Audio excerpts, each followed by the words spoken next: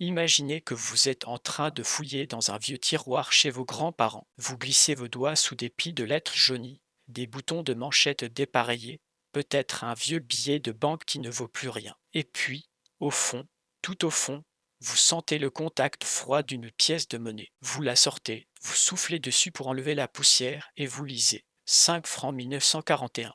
Vous la retournez et là, vous découvrez un emblème étrange, une hache à deux fers et une devise que vous n'aviez jamais vue ailleurs. Travail, famille, patrie. Vous vous demandez ce que cette pièce fait là. Vous vous demandez peut-être si elle a de la valeur. Vous n'imaginez pas encore que vous tenez peut-être entre vos doigts un fragment d'histoire qui peut atteindre une somme à couper le souffle. Aujourd'hui, je vous emmène dans une aventure fascinante, une plongée en profondeur dans l'une des pièces les plus énigmatiques et les plus recherchées de la numismatique française. La pièce de 5 francs 1941 de l'État français, celle que l'on appelle souvent la francisque. Nous allons parcourir son histoire, décortiquer chaque détail de son dessin, comprendre comment elle a été frappée dans la douleur d'une France occupée, explorer les erreurs qui la rendent si convoitée, apprendre à la reconnaître et découvrir ensemble le geste à poser si vous pensez en détenir un exemplaire. Et surtout, vous allez apprendre pourquoi une version bien précise de cette pièce peut valoir aujourd'hui jusqu'à 10 000 euros. Alors installez-vous confortablement, préparez-vous à voyager dans le temps car cette histoire va durer plus d'une heure et à la fin, vous ne regarderez plus jamais la monnaie qui traîne dans votre poche de la même manière pour comprendre la pièce de 5 francs 1941.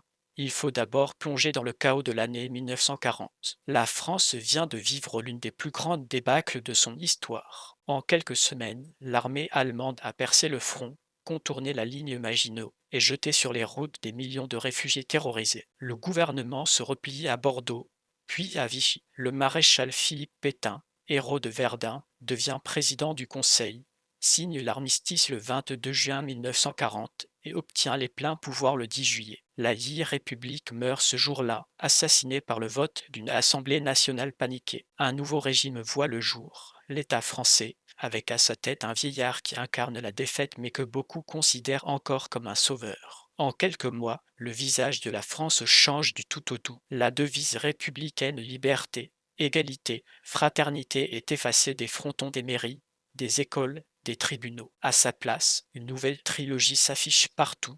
Travail, famille, patrie. Ce n'est pas un simple changement de slogan publicitaire. C'est une révolution idéologique complète. Le régime de Vichy veut remplacer l'héritage de 1789 par une société ordonnée, hiérarchisée, fondée sur le devoir plutôt que sur les droits. Le travail devient un impératif moral, la famille une cellule sacrée, la patrie une religion. Et pour incarner visuellement ce nouveau système, on ressuscite un symbole ancien, presque païen, tombé dans l'oubli depuis des siècles. La francisque, c'est une hache à deux fers, utilisée par les Francs et popularisée plus tard comme emblème du fascisme à la française. On la voit partout sous Vichy, sur les affiches, les insignes, les documents officiels et bien sûr sur la monnaie. C'est dans ce contexte de propagande intense et de pénurie généralisée que naît la pièce de 5 francs 1941. À cette époque, la France manque de tout. Les Allemands réquisitionnent les matières premières, le cuivre, le nickel,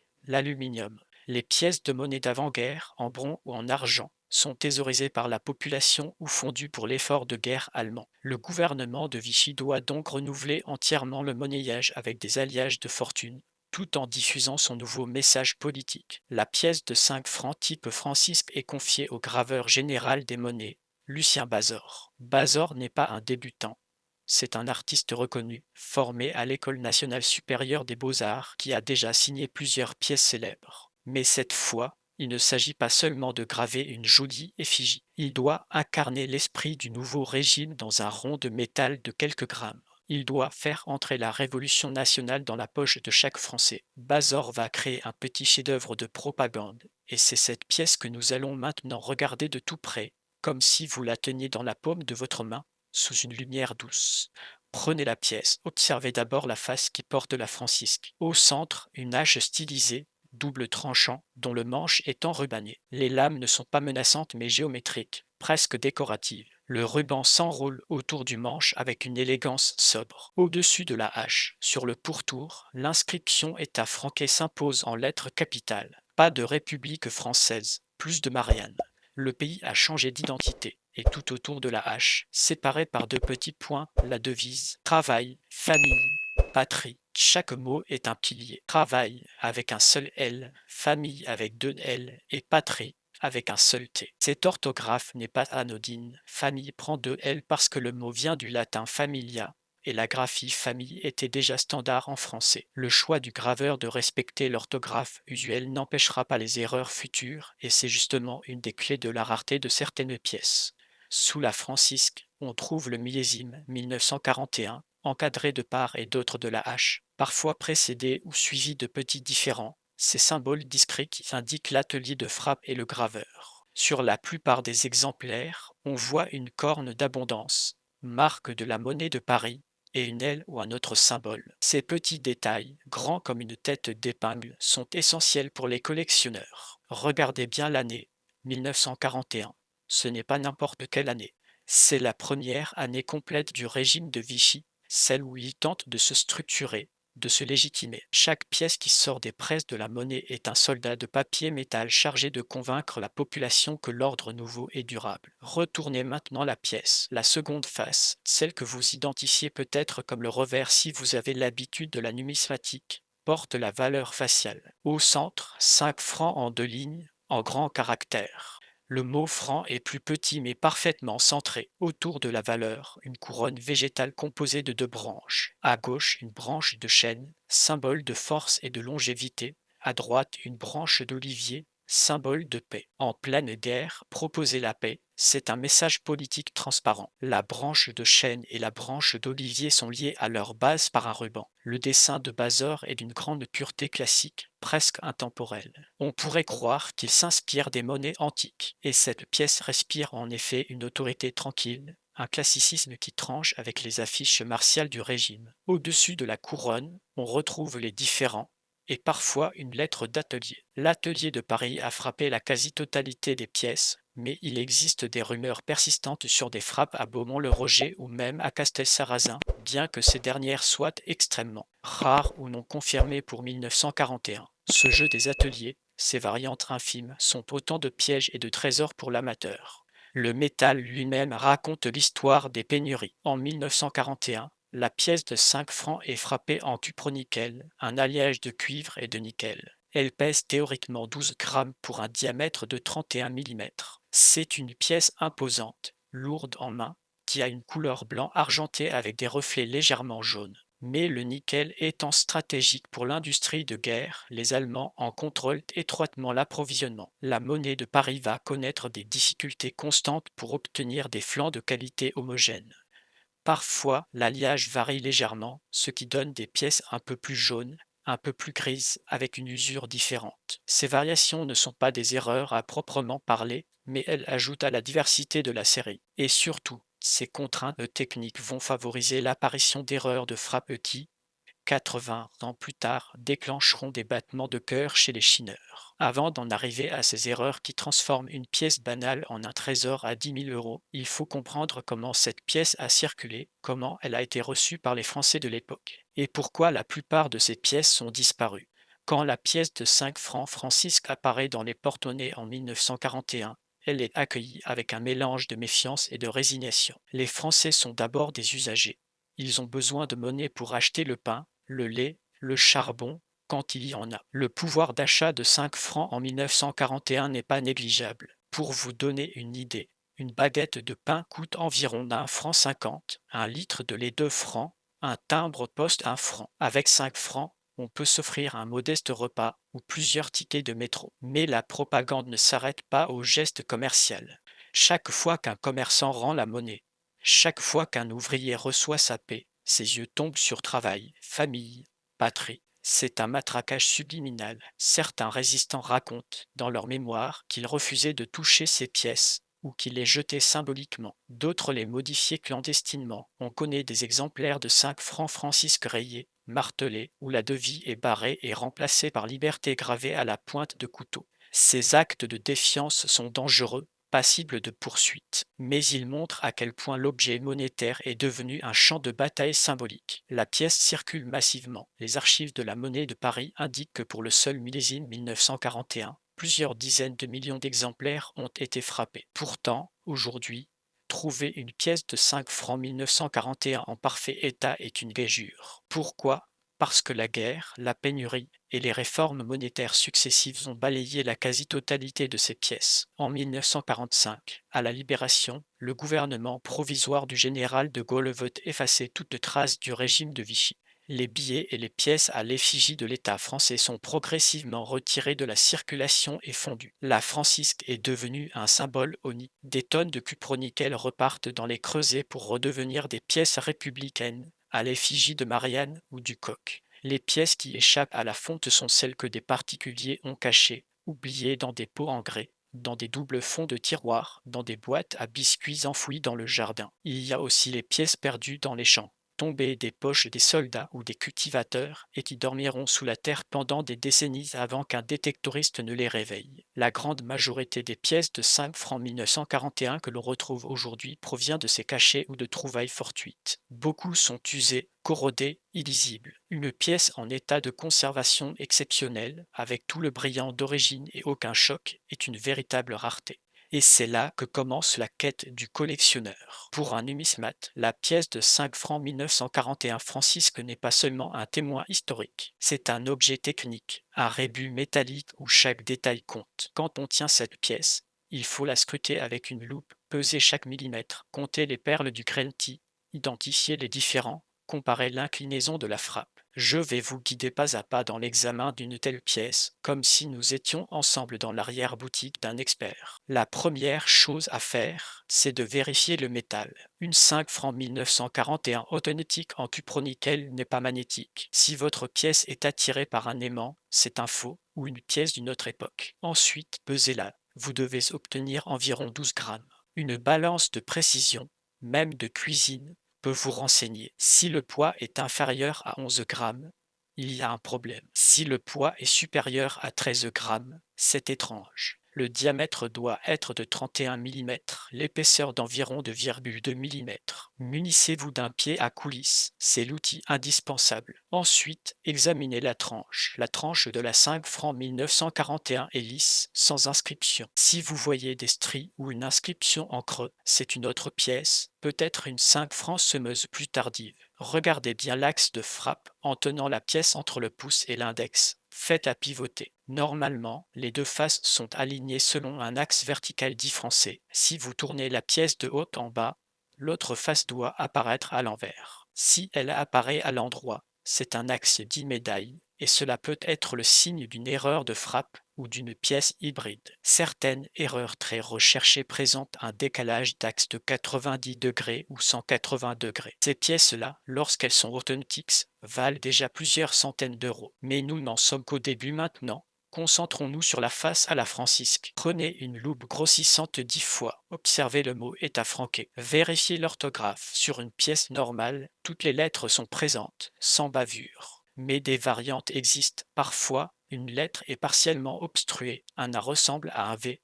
Un S est fermé. Ces défauts de frappe peuvent provenir d'un coin encrassé ou d'un choc. S'ils sont spectaculaires, ils intéressent les collectionneurs de variétés. Abaissez la loupe vers la devise. Travail, famille, patrie. C'est ici que le bas blesse. Sur certaines pièces, le mot famille est frappé avec un seul L, famille. Cette erreur, la fameuse famille, est l'une des plus célèbres et des plus recherchées de toute la numismatique française du XXe siècle. Comment une telle bourde a-t-elle été possible? La légende raconte qu'un coin de frappe a été accidentellement gravé avec un seul L par inattention du graveur. D'autres pensent qu'un éclat de métal a obturé le second L dans le coin, créant une frappe incomplète. Quoi qu'il en soit, les exemplaires connus avec famille sont rarissimes. On en compterait moins d'une dizaine dans le monde, tous millésimes confondus.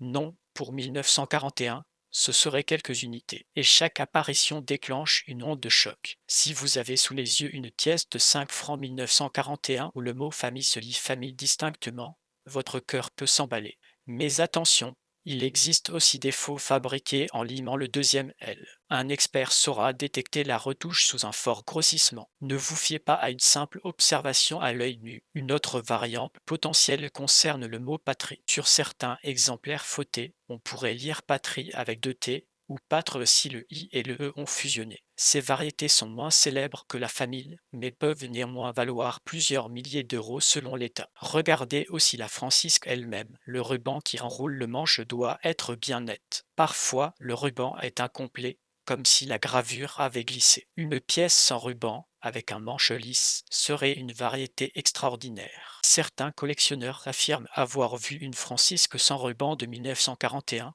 mais il faut être prudent. La plupart du temps, il s'agit d'une usure qui a effacé le relief. Mais si la pièce est en état neuf et que le ruban est absent dès l'origine, alors vous tenez peut-être un trésor archéologique industriel. Poursuivons l'examen sur l'autre face, la couronne de chêne et d'olivier. Vérifiez que les branches sont complètes et symétriques. Une pièce normale montre les nervures des feuilles. Si un coin est cassé, une feuille peut paraître boursouflée ou un gland peut manquer. Ces petites anomalies sont notées par les spécialistes. Regardez attentivement le point après franc. Il doit y avoir un point, mais parfois il est absent. Une absence de point constitue une variété. Les différents, je vous l'ai dit, sont capitaux. Sur une 5 francs 1941 courante, vous devez voir une corne d'abondance à gauche du millésime et peut-être une aile à droite. La corne d'abondance est le différent du graveur général, l'aile celui du commissaire des monnaies. Mais selon les mois de frappe, ces différents peuvent varier. Certaines combinaisons sont plus rares que d'autres. Par exemple, une corne d'abondance associée à un fer à cheval ou à un trident, selon les réorganisations. Prenez des notes de tout ce que vous voyez et comparez avec les catalogues numismatiques de référence, comme le Gadery ou le Franc. C'est un travail de détective. Plus vous passerez de temps à observer, plus vous développerez un œil affûté. Et puis, vient le moment où il faut parler de l'état de conservation. La valeur d'une pièce, même sans erreur majeure, dépend énormément de son état. Les collectionneurs utilisent une échelle, AB pour assez beau, TTB pour très très beau, SUP pour superbe, SPL pour splendide, FDC pour fleur de coin. Une 5 francs 1941 en état TTB, c'est-à-dire ayant peu circulé mais avec des traces de frottement, peut valoir quelques dizaines d'euros. La même en SUP, avec une partie du brillant d'origine, peut monter à une centaine d'euros. En SPL ou FDC, sans aucune rayure, avec tout le velours de frappe, les prix grimpent rapidement. Mais la véritable explosion de valeur survient lorsque l'état exceptionnel rencontre une erreur de frappe rarissime. C'est la combinaison gagnante qui transforme la modeste pièce de 5 francs en un objet pouvant atteindre le prix d'une petite voiture. Avant de vous révéler le montant exact et l'erreur précise qui peut valoir 10 000 euros, il faut que je vous raconte une histoire. Une histoire vraie, qui circule dans le milieu des collectionneurs et qui illustre mieux qu'un long discours comment une pièce peut dormir sous vos yeux sans que vous vous en rendiez compte. Imaginez une dame âgée, appelons-la Madeleine, qui vit dans un village de la Creuse. En 2018, elle décide de vider la maison de famille après le décès de son frère. Dans le grenier, elle tombe sur une boîte en fer blanc qui servait autrefois à conserver les biscuits lus. À l'intérieur, un bric-à-brac de vieilles monnaies, des francs, des centimes, des pièces étrangères rapportées de la guerre par son père. Madeleine n'y connaît rien. Elle s'apprête à donner le tout à une brocante. Un voisin, collectionneur du dimanche, jette un œil par curiosité. Il repère la 5 francs 1941, plutôt belle, et propose 20 euros. Madeleine accepte, contente de s'en débarrasser. Le voisin, lui, a un doute sur un détail qu'il n'avait jamais vu. Il envoie la pièce à un expert parisien. L'expert examine la pièce, la pèse, la scrute au microscope électronique. Il découvre que la pièce est en réalité une 5 francs 1941 frappée sur un flanc destiné à une pièce de 2 francs. Le flanc est plus petit, plus léger, mais les coins de 5 francs ont frappé ce métal par erreur. C'est ce qu'on appelle une frappe sur flanc étranger, une pièce hybride, unique en son genre. L'expert certifie l'authenticité. Quelques semaines plus tard, cette pièce trouve acquéreur auprès d'un riche collectionneur pour une somme de 9 800 euros. Madeleine ne l'a jamais su. Mais cette histoire est là pour vous rappeler que l'erreur de frappe est souvent invisible à l'œil non exercé. La pièce qui dort dans votre tiroir n'a peut-être pas l'air différente d'une autre, mais elle cache peut-être un défaut de naissance qui la rend unique. Alors, comment savoir si vous avez entre les mains une pièce qui mérite d'être expertisée?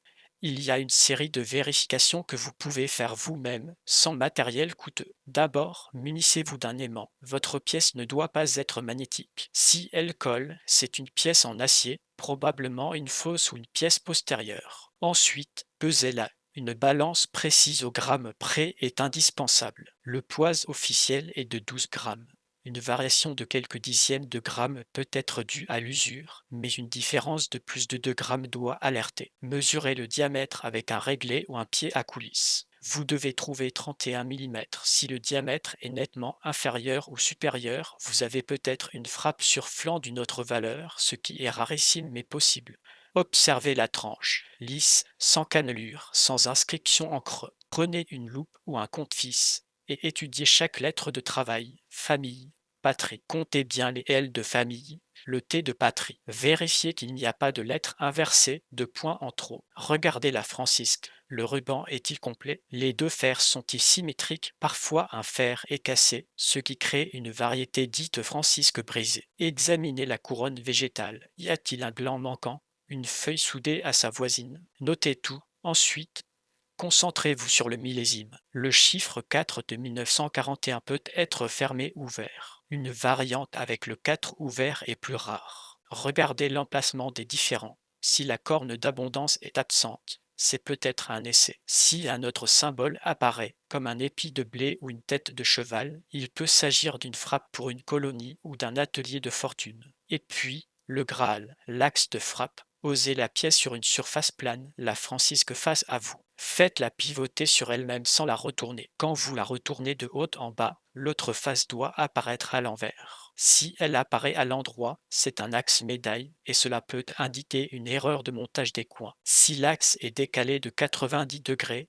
c'est une rotation d'axe très prisée. Ces pièces peuvent valoir plusieurs centaines voire milliers d'euros si l'État est au rendez-vous. Toutes ces vérifications prennent du temps, mais c'est ce qui rend la numismatique si passionnante. Chaque pièce est une énigme, et le frisson de la découverte peut survenir à tout moment. Je me souviens d'un monsieur qui, après avoir regardé une vidéo sur le sujet, a passé au crible une vieille boîte à couture de sa mère. Il a trouvé une 5 francs 1941 avec un mot patrie qui semblait avoir un accent sur le E.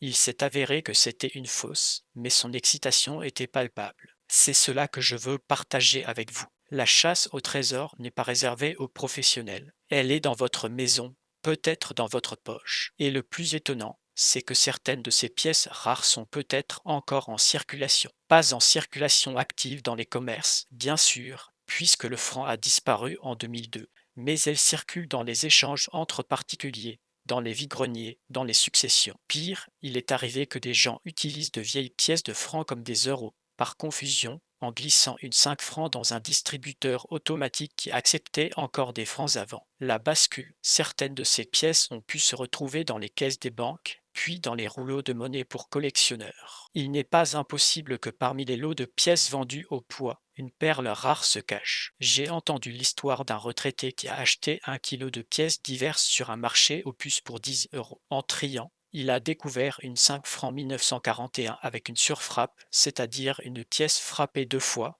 créant un dédoublement de l'image. Cette pièce valait 1500 euros. Alors oui, ces trésors existent et ils ne demandent qu'à être reconnus. Avant d'aborder la question de la valeur maximale, il est essentiel de comprendre le marché. La numismatique est un univers où l'offre et la demande se rencontrent dans une discrétion parfois feutrée. Les collectionneurs de monnaie françaises du XXe siècle forment une communauté passionnée, avec ses clubs, ses forums, ses salons. La pièce de 5 francs francisque occupe une place à part. Elle est recherchée à la fois par les amateurs de monnaie de guerre, les collectionneurs de Vichy, les chineurs d'erreurs de frappe, et même par les historiens qui veulent posséder un morceau tangible. De cette période trouble, la demande est forte pour les exemplaires de qualité et surtout pour les variétés rarissimes. Les prix se sont envolés depuis une vingtaine d'années. Au début des années 2000, une 5 francs 1941 en FDC valait environ 200 euros. Aujourd'hui, on en trouve difficilement à moins de 500 euros. Les variétés avec erreur de légende comme la famille peuvent dépasser les 5000 euros si elles sont authentifiées et en bel état. Mais le prix record, celui qui fait rêver, concerne une erreur encore plus spectaculaire. Une pièce de 5 francs 1941 frappée en aluminium.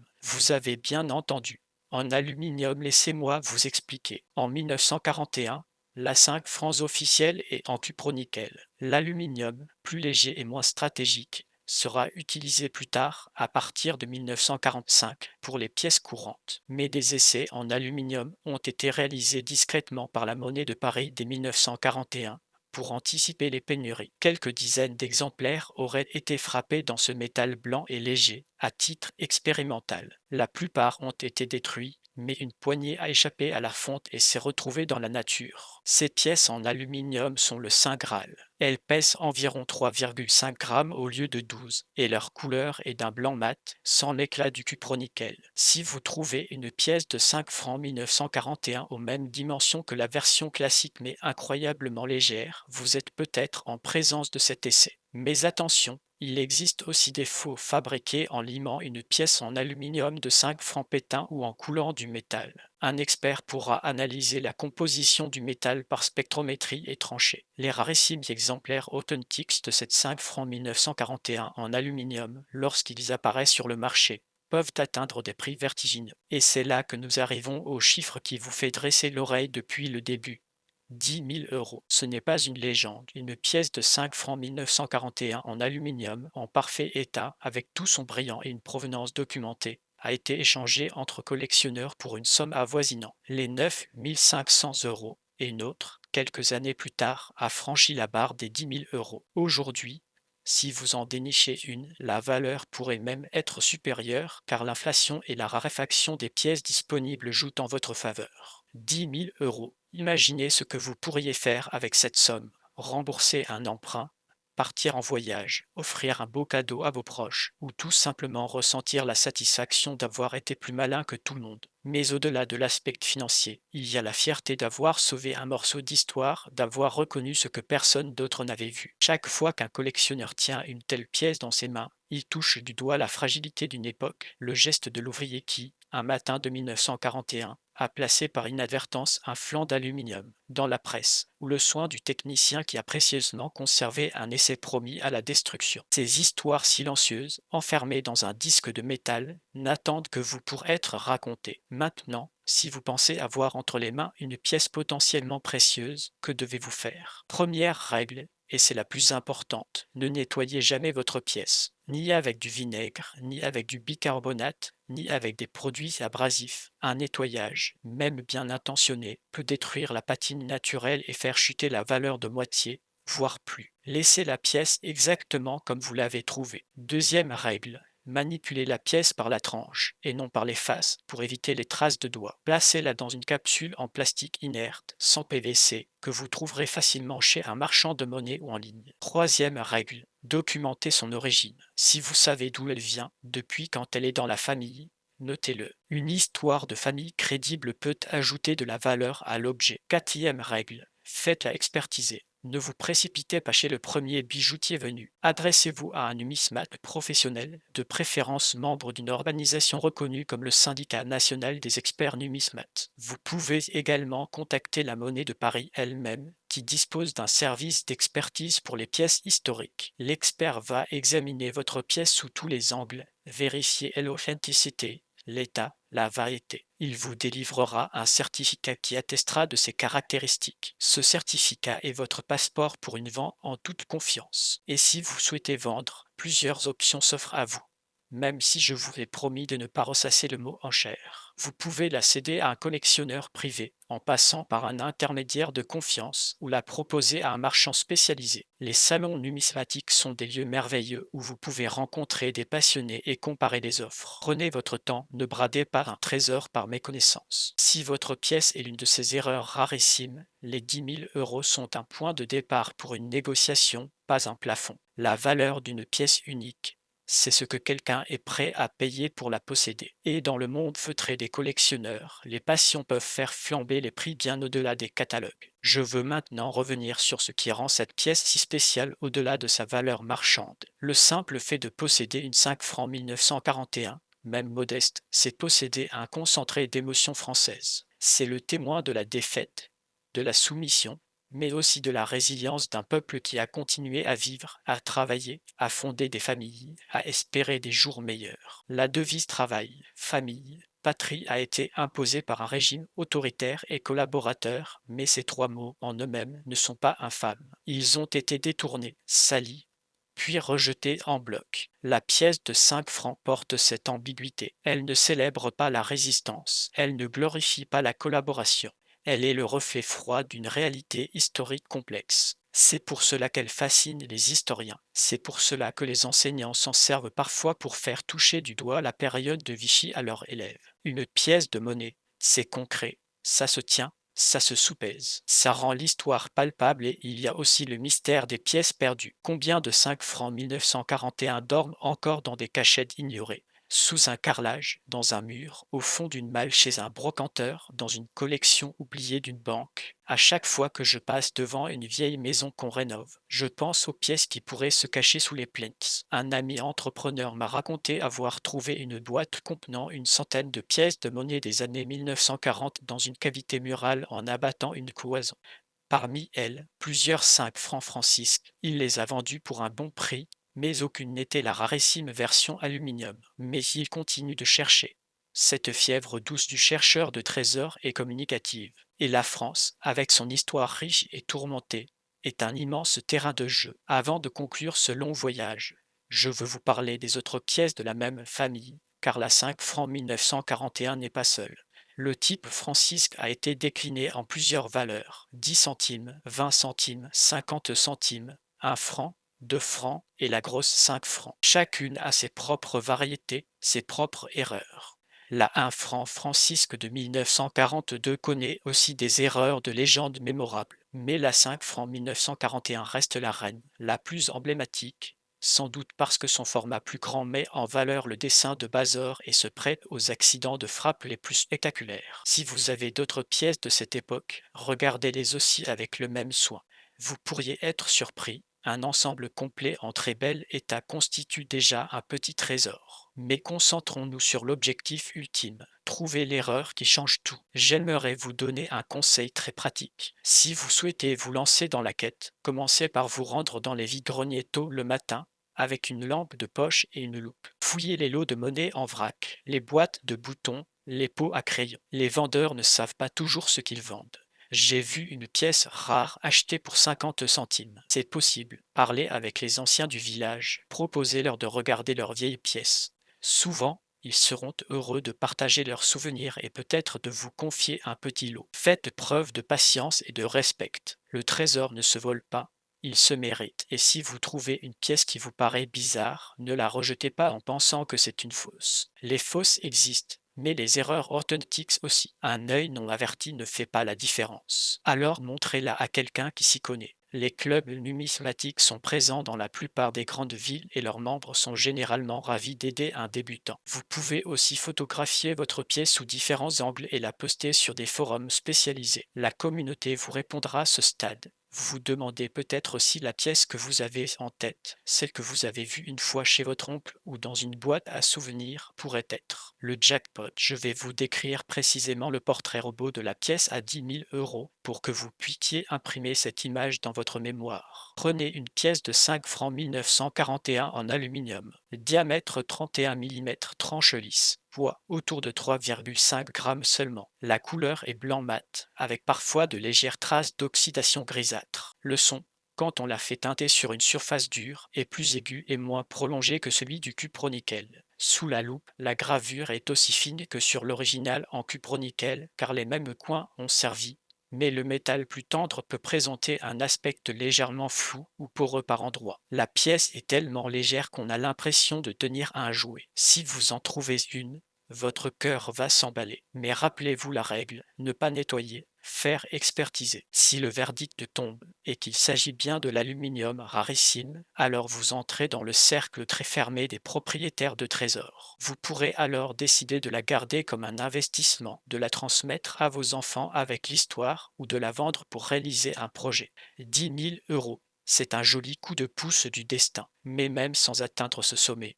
Une 5 francs 1941 en cupronickel, si elle a un défaut de coin bien visible, une double frappe, un flanc large, un axe inversé, peut valoir de plusieurs centaines à plusieurs milliers d'euros. Il y a des collectionneurs pour chaque bizarrerie. L'important, c'est de savoir ce que vous avez entre les mains. Et pour cela, il faut connaître son sujet. J'espère que cette longue immersion vous aura donné les clés pour devenir un détective numismate. Je vais maintenant vous raconter une dernière anecdote, plus personnelle, avant de vous laisser retourner à vos tiroirs. Il y a quelques années, un jeune homme est venu me voir lors d'un salon. Il tenait une pièce dans un mouchoir en papier, tout tremblant. Il l'avait trouvée dans un vieux portefeuille de son grand-père, un résistant fusillé en 1944. La pièce était une 5 francs 1941.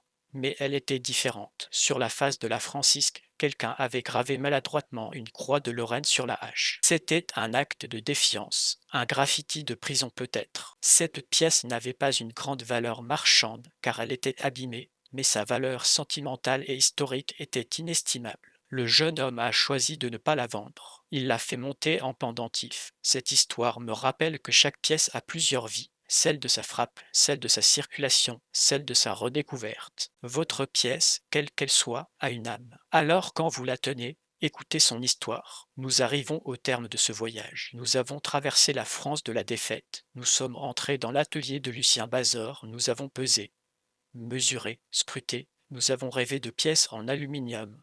Nous avons frissonné devant le mot famille et nous avons enfin dévoilé le chiffre magique. 10 000 euros. Ce chiffre, retenez-le bien. Il n'est pas une promesse, mais une possibilité, à condition de garder les yeux ouverts et la passion intacte. La pièce de 5 francs 1941 de l'État français est bien plus qu'une monnaie. C'est un fragment d'histoire tombé dans la poche des gens ordinaires et peut-être encore, aujourd'hui, dans la vôtre. Alors, dès maintenant, allez vérifier vos vieux fonds de tiroir.